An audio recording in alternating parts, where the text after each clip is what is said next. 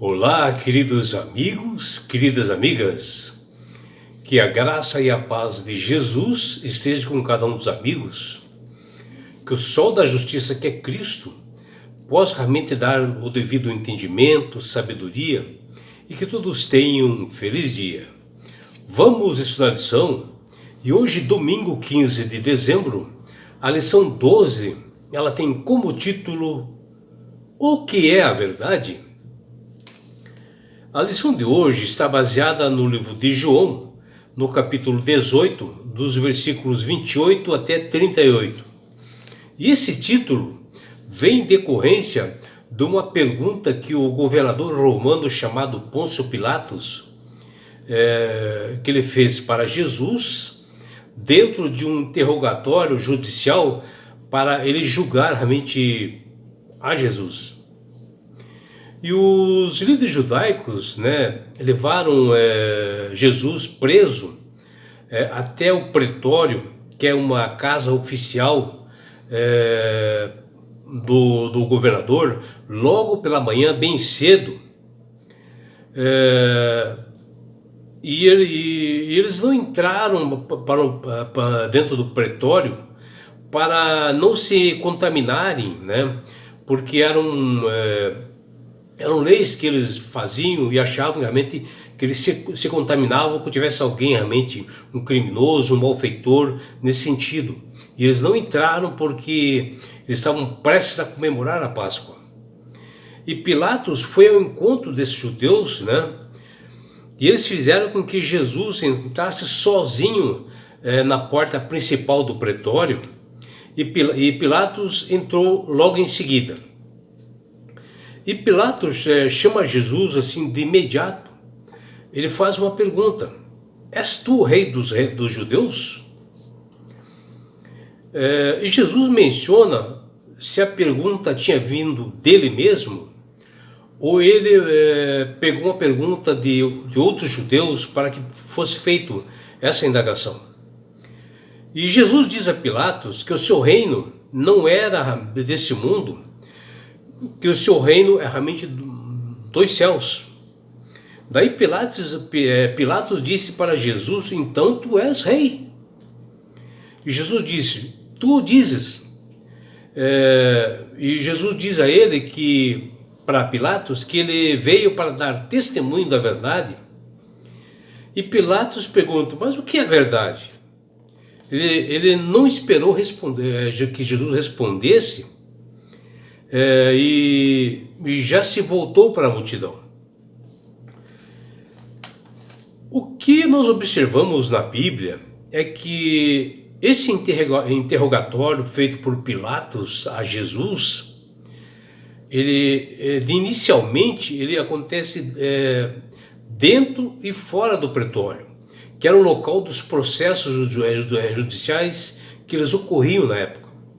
E conforme João 18, 28, a conversa de Jesus com Pilatos iniciou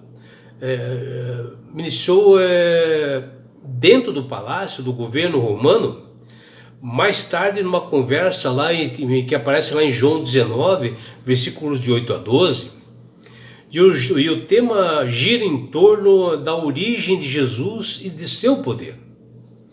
O interessante é observar que os judeus que acusavam a Jesus, eles não entraram no palácio onde todas as acusações são feitas, pelo lado de fora do mesmo prédio. Isso deve ao fato de que naquela noite os judeus eles iriam comemorar a Páscoa, e assim eles não deveriam estar contaminados, eles não deveriam estar impuros, e sim bem ao contrário, deveriam estar puros, e isso em decorrência deles terem que entrar no ambiente pagão, onde se encontrava um pagão. E o governador que ele saiu e vai de encontro a eles, judeus, que entregaram a Jesus para Pôncio Pilatos, sob a alegação, eles disseram: se não fosse esse homem um malfeitor, nós não o entregaríamos, porque Pilatos tinha perguntado para os judeus o que Jesus havia feito. E ao invés de uma acusação assim concreta sobre a pessoa de Jesus, surge uma afirmação imprecisa dele ser um malfeitor. E essa é a verdade que eles julgavam ser a verdade, que eles fizeram que Jesus fosse tratado como um malfeitor, porque eles conheciam bem as Escrituras, eles tinham conhecimento de leis, eles eram formadores de leis, e eles inverteram a realidade e que muitos governantes fazem hoje, né, condenando às vezes pessoas que não cometeram crime algum, né, que nós vemos pelo sistema superior hoje, aqui no Brasil, por exemplo, e que são condenadas, pessoas que são ilesas, pessoas que não têm culpa alguma, né? E eles invertem na realidade a justiça, né? Porque eles fazem a justiça pelas mãos deles e eles acham que isso é verdade e condenam pessoas inocentes. E Jesus então é entregue ao governador romano chamado Pôncio Pilatos e ele é acusado de réu de morte. Porém, Pilatos reconheceu não ser aquele o caso, como tantos outros que ele já havia julgado, que ele já estava acostumado a julgar, né? E aproveitando a tradição dos anciãos, que está lá em João 18, 28, fez Jesus entrar sozinho no pretório para um interrogatório privado. Pilatos era conhecedor também de todas as leis dos judeus, né? E já tinha ouvido falar de Jesus, das suas curas, dos seus milagres, do poder que emanava de Jesus, e como ele recebia os publicanos, né, os pecadores, e também ele já sabia de como havia Jesus ressuscitado a Lázaro, que chegou ao conhecimento dele. E assim, nada poderia ficar oculto de um juiz de Roma que queria julgar. Ele teria que saber na sua totalidade sobre o réu. E finalmente o grande mandatário, que ele era conhecido por agir assim com tirania, com crueldade e corrupção, e finalmente ele estava diante dele, Jesus, e a primeira coisa que ele achou pertinente em perguntar para Jesus foi: és tu o rei dos judeus? Que está lá em João 18, 33. Jesus pensou, se fosse verdade tudo que Pilatos teria ouvido, né, sobre a sua pessoa através dos judeus, né, a respeito dele, então ele seria uma ameaça ao Império Romano.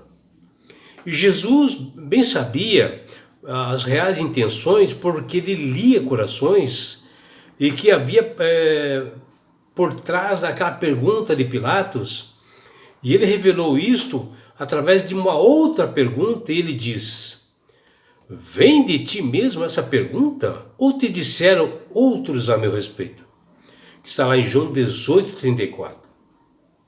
A pergunta de Jesus reverteu a situação contra Pilatos, indagando e testando o que ele sabia, o que ele compreendia, o que ele sabia sobre Jesus, a quem ele estava interrogando. O governador, irritado assim um pouco com a pergunta pela aplicação estrito, né, de Jesus, ele se afasta um pouco e deixa o preconceito bloquear sua percepção.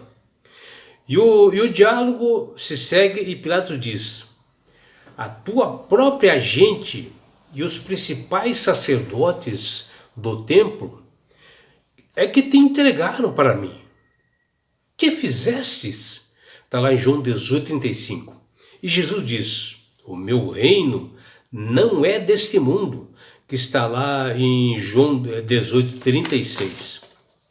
E Pilatos deduziu assim de maneira perspicaz que Jesus afirmava ser um rei, que está lá em João 18, 37. E diz logo: logo tu és rei. Pilatos falou. Respondeu Jesus: tu dizes que sou rei. Eu para isso nasci e para isso vim ao mundo, a fim de dar testemunho da verdade a todo aquele que der a verdade e ouve a minha voz. Perguntou Pilatos: que é a verdade? Que está lá em João 18, 38. João capítulo 18, versículo 38.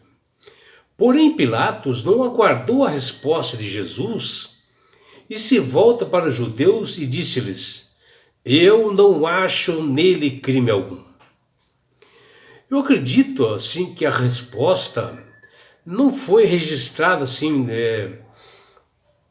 por parte de Jesus para Pilatos, porque ela não foi assim audível, mas visível, né? Aquele cético governador percebeu que a verdade não é uma simples resposta convincente.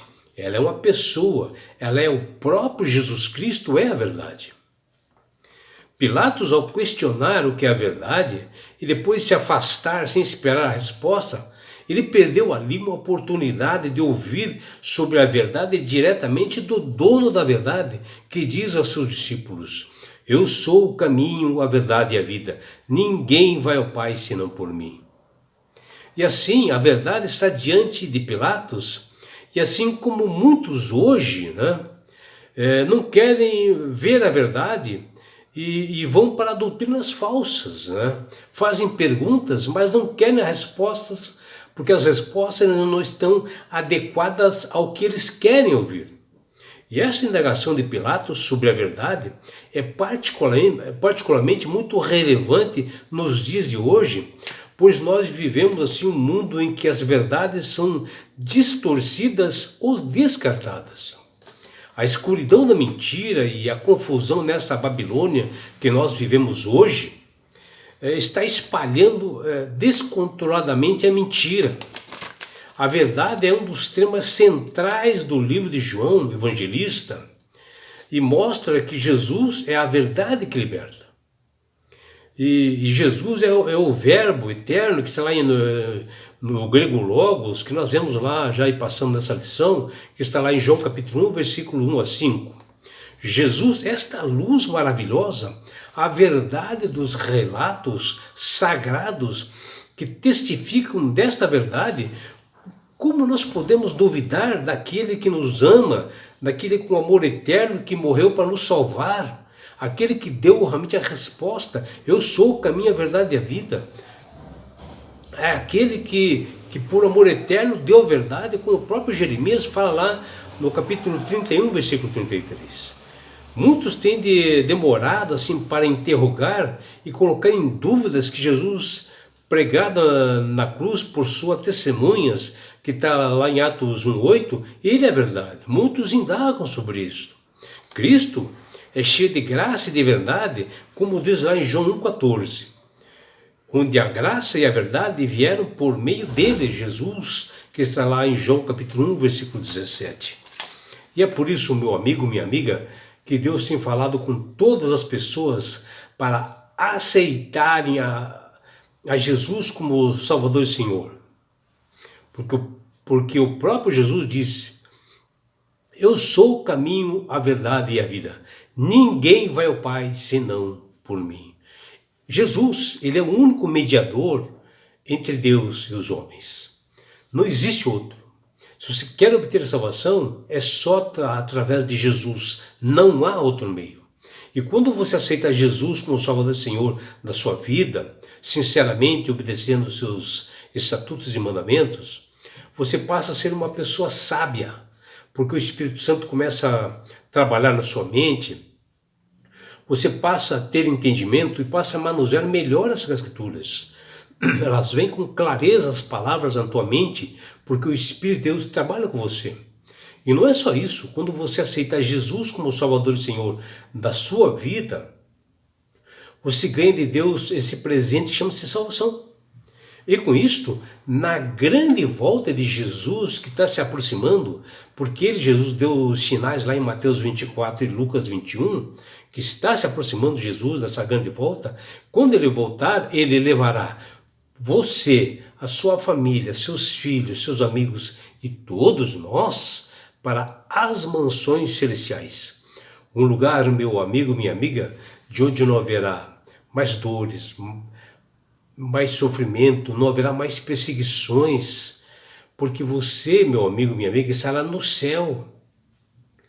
você terá a oportunidade de estar assim, ó, face a face com Jesus. Já imaginou?